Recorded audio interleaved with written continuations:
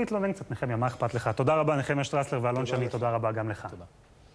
עניין אחר, תל אביב וירושלים הן יריבות טבעיות בהרבה תחומים. עכשיו מתברר, זה קורה גם בתחום ההייטק. בשנים האחרונות משקיעים בבירה כספים רבים כדי למשוך אליה חברות של טכנולוגיה בעיקר. האם בעקבותיהן תחזור לעיר גם אוכלוסייה שנטשה אותה לטובת אזור המרכז?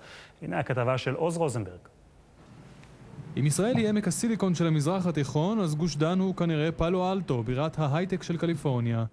אבל בשנים האחרונות, בשקט, יש בישראל מי שמנסה לקחת את התואר הזה לעצמה, ירושלים. ירושלים היא בירה טכנולוגית בהתהוות. אנחנו רואים את זה כי זה תוצאה של מאות מיליונים שהושקעו במענקים לעובדים וחברות כדי לעבור ולפעול מירושלים. לא פחות מ-300 חברות טכנולוגיה פועלות כיום בירושלים, עם 11,000 עובדים שנושמים אוויר הרים צלול פחות או יותר. חלק גדול מהם בכלל לא מתגורר בעיר. הנה למשל מרכז ההייטק של הר חוצבים. כ-40% מהעובדים שם עולים בכל בוקר את הקסטל, רק כדי לרדת בו שוב בסוף היום. הנסיעה היא לא כל כך נוראית מתל אביב לירושלים, עושים את זה ב-45 דקות, זה זמן טוב לעשות טלפונים. הגידול המתון בעובדי ההייטק שירושלים התרגלה אליו עד היום, כ-5,000 נוספים בכל שנה, זינק בשלושת השנים האחרונות פי 2 ל10,000 בשנה בממוצע, והקצב רק ממשיך לזנק.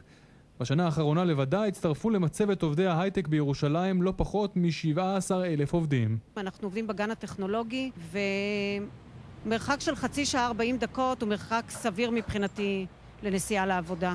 שרית היא דוגמה חיה למצב הזה, בחירה בחברה ירושלמית שכמעט מחצית מ-300 עובדיה מגיעים מחוץ לעיר, כולל היא עצמה.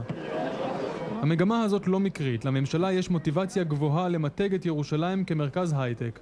היא מציעה למשל סל קליטה לחברות חדשות, מענק למיזמים חדשים, או סיוע לחברות ביוטכנולוגיה שעולות לעיר שחוברה לה יחדיו.